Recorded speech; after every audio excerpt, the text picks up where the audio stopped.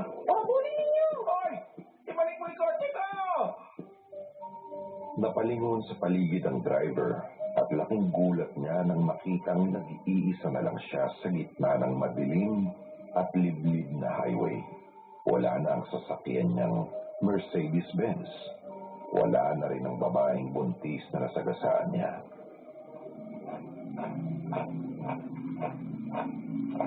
$100K? Oo. Para sa siya din? Para sa Mercedes-Benz? Bakit? Magkano ba Mercedes ngayon?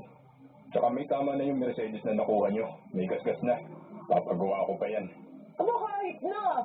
Usapan natin 150K kapag mamahaling kotse, di ba? Pwede akin na kung ayaw mo ng 100K. Tangina yung mga pulis talaga. Pare-pareho kayo. Dagdagan mo tulong 50,000. Pinagtrabahuhan namin yung Onyx to Mercedes-Benz mo. Bigay mo para sa amin. Wala na nga. Hanggang 100K lang ang kaya ko. Saksak mo sa baga mo yung 50,000 mo. Chuchucho kita sa mga boss mong pulis. Pinagtakot mo ba ako? Hindi. Hindi ako takot kahit kanino. Kahit kay Satanas. Pwes, lumayas kayong mag-asawa. At maghanap ka na rin ng mga bagong tao para sa modus mo. Tangina mo, uli na to. Magkanya-kanya na tayo. Nag-away sina Boogie at Ayla sa harapan ko nang dahil sa 50,000 na kulang ni Boogie. Magmula ng madaling araw na yon, ipinangako ni Ayla sa akin na magsasarili na kaming dalawa at hindi na kami magdi-dealer pa kay Boogie. Kami na mismo ang magbebenta ng sasakyan na kakarnapin namin. Isang buwan pa ang lumipas at 3 buwan nang buntis si Ayla. Ito ang kauna-unahang gabi na gagawin namin ang modus na walang proteksyon ni Boogie. Ready? Sigurado ka bang kaya mo pa? Para kay tatay. Para sa baby natin.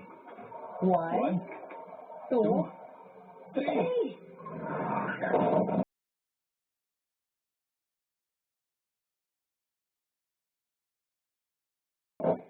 Gumulong siya ng napakabilis. Nakarating siya sa kabilang gutter. Pangal ako.